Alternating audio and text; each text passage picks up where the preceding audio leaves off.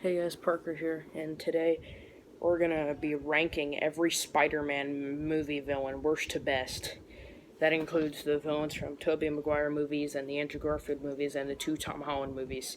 I just saw Spider-Man Far From Home the other day, and after this video, the next video is probably gonna be a Far From Home review. And put in the comments down below whether you've seen it or not, because I'm debating whether to do a spoiler review first or a non-spoiler review first. So comment down below whether you've seen it or not, and then I'll make up my mind. But yeah, so this it includes the. Now I'm not gonna. I don't know if any of you know who the villain of Spider-Man: Far From Home is. It's pretty obvious. Anyway, never mind. Let's just get straight to it with last place and ninth place. There's 9 villains, so here we go. In ninth place is Electro from Amazing Spider-Man 2. Oh, so the reason Electro is in last place is because he is just a terrible villain. It's not because Amazing Spider-Man 2 is bad, because Amazing Spider-Man 2 is really bad and it's the worst Spider-Man movie. It's just because it was also bad because of the villain. Electro is so awful. He does not have, he barely has any similarities with his comic book version, which I'm not super butthurt if they don't make the villain exactly like the comic book version, but still, they should at least try to. And Electro looks nothing like his comic book counterpart. And in the comics, he doesn't get bit by piranha fish or something. He just gets into an accident that gives him electric powers. It doesn't change his skin or anything. It just gives him electric powers. And I thought the way they did it, his origin was stupid, and he was just a bad villain overall, and I did not like him at all.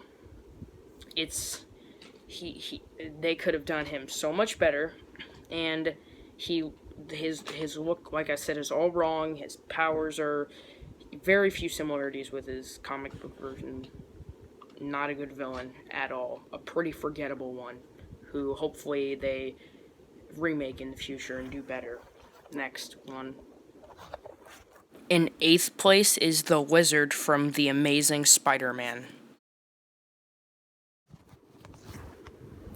The Lizard, so this is just a very weird villain to me. Now, a lot of villains are weird, but this is just a really weird one to me. Like, I feel like they just kind of gave up when they were thinking of an idea. They were like, okay, guys, who's the next Spider-Man villain gonna be? Go. And they're like, hey, look, there's a lizard out the window. I got it. The Lizard. He's a guy who can mutate into a lizard. Sounds like a bad idea, but hopefully it works. And then they make it, and then you see the movie version, and you're like, that was bad. Not as bad as Electro, but still very bad. And not a good villain. Pretty boring, just like the movie. Just like Electro wasn't necessarily, he was, you get what I'm trying to say. Pretty boring, just like the movie. Not a good villain in general, and pretty dumb origin, in my opinion. Let's move on. And in case you're wondering why these are kind of short summaries, is because I'm trying to keep this short so the video's not too long. In 7th place is Green Goblin from The Amazing Spider-Man 2. The reason that Green Goblin in Amazing Spider-Man 2 is higher than the Lizard is because they actually kind of tried with him. Although, to be honest, I feel like they took the name Green Goblin a little too literally, because the Green Goblin in this movie, Harry, is Green Goblin, kind of looks like a literal goblin by his face and stuff. They took that a little too literal, which is dumb, and that's one thing I don't like. One thing I do like is that at the end of the movie, if you even remember the ending, they teased the Sinister Six, the villains of Spider-Man, 6 villains or whatever.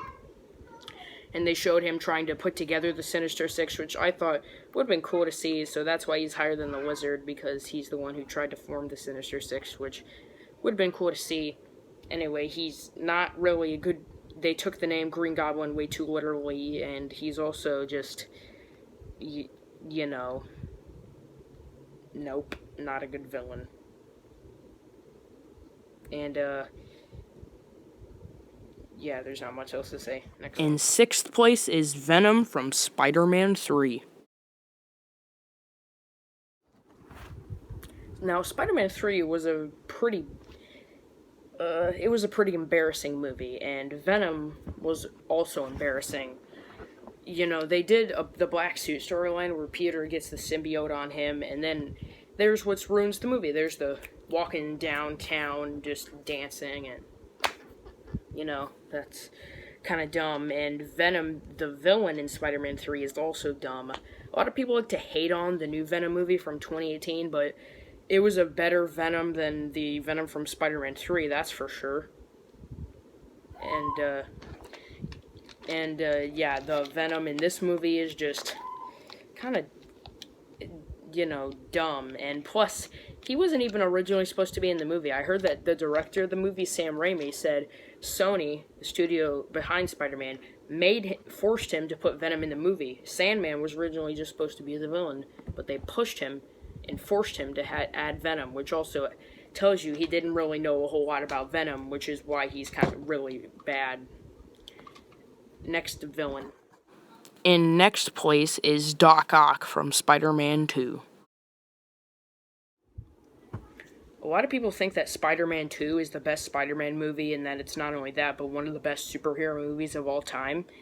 I really disagree. Like, the story didn't really get with me. Like, Peter's having trouble with his powers and can't really use them, and also, everyone says Doc Ock is such a great villain, and I don't see it. I don't see Doc Ock being a great villain, that great of a villain. He's not a bad villain necessarily. He's just kind of in the middle. And Spider-Man 2 is not as good. I don't think it's as good as everyone says it is. And it's, Doc Ock is just in the middle, like a mediocre villain. That's like, oh hey, that's cool. You got things coming out of your back. And it's just kind of, I'm not saying he's if they did him better, like a little bit better, he might have actually been a good villain, like a better one, but he was just mediocre. Next one. Next place is Sandman from Spider-Man 3. Sandman, he's actually a good villain in Spider-Man 3. A lot of people don't really like him in Spider-Man 3, but I like him better than Venom, for sure, and he's actually not that bad of a villain. I actually really like him, and he's a cool villain with it, and I like him. Although technically at the end of Spider-Man 3, he's not a villain anymore. He kind of becomes a better person. He's still a villain, and I actually kind of like him.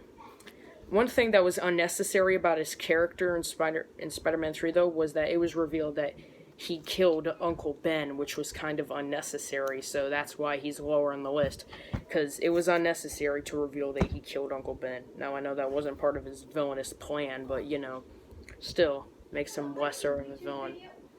Next time. Next one. Next place is Green Goblin from Spider-Man 1.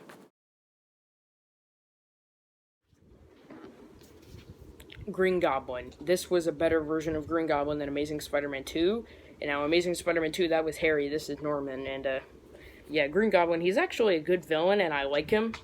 And, though he's not the best and could be done a little better, I mean, that's why we have the MCU, right? The current Marvel movies, they could do Green Goblin better. But, anyway, he was a good villain for the time with the Tobey Maguire movies. And even though his suit isn't really comic book accurate, which doesn't matter a whole lot, he's still a good villain, and I guess has some good intentions, and yeah, he's just a good villain and better than most.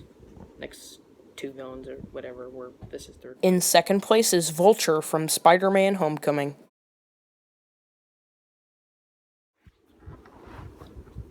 Vulture, I really liked him, Michael Keaton playing him. He was a really good villain.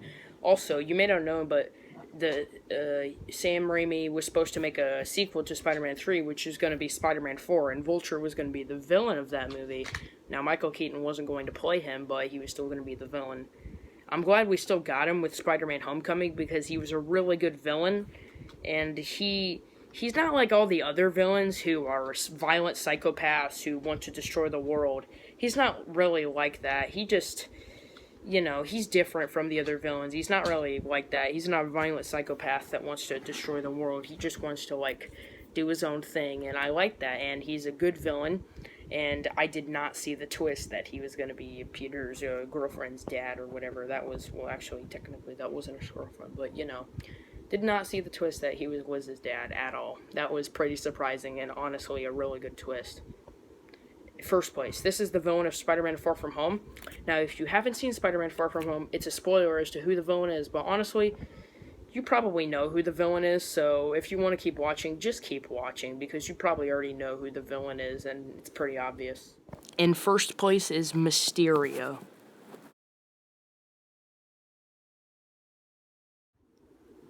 So yeah, Mysterio's the villain of Far From Home. If you're still watching this video and you haven't seen Far From Home, if you're like me, you probably already knew he was the villain of this movie, and you're not really that surprised. Anyway, he's in first place because the guy who plays him, Jake Gyllenhaal, he does an excellent performance, and the CGI of his illusions that he uses on Peter is really cool.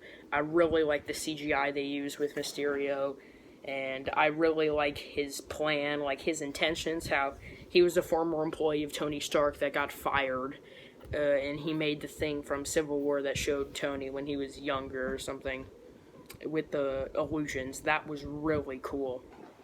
And yeah, I like the CGI. He's a really good villain with a good backstory. And one thing I don't like though is that he lied about.